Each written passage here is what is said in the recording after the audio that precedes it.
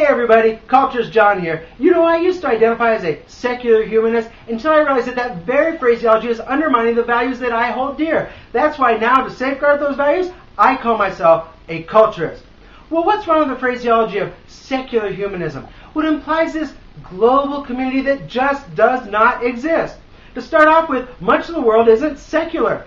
The Islamic countries believe in a religion, and that religion doesn't have any separation of church and state. It's run on a Quranic basis. It has no room for your secular human values.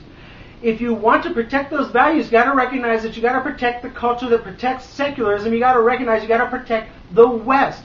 When we use this phrase, secular humanism, it implies this global community that gets us not recognizing who's on our side and in foreign affairs, and it undermines our sovereignty. It says, well, we're all human. Can't everybody come here? Doesn't everybody believe in our values? And it gets us fighting wars for our values on foreign soil, which isn't going to hold.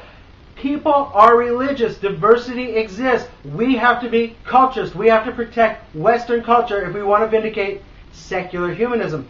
Well, what about China? Aren't they secular humanists? No, they are not. They have a racist authoritarian state that's based on a Confucian system that does not hold that all people are created equal. They don't believe in freedom of speech. They don't believe in separation of church and state. They don't believe in the rights of the individual. They believe in a group power that is vindicating Chinese values and Chinese ways. And as they're gaining in power and gaining in power and gaining in power with that model, I don't see them turning around saying, you know what, we are doing it for humanity. We were doing it to vindicate your values, West. No, they're doing it to vindicate their values and doing very well because they realize they have a culture to protect and promulgate. If you want to protect and promulgate secular humanist values, you got to identify with the West. We got to be culturists. We got to be able to protect and promulgate Western values.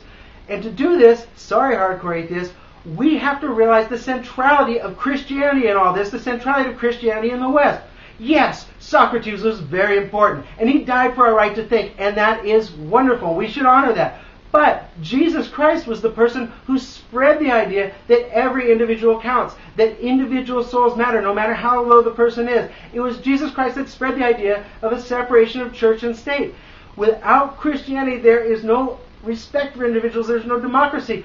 Martin Luther, he spread the idea of individual conscience also.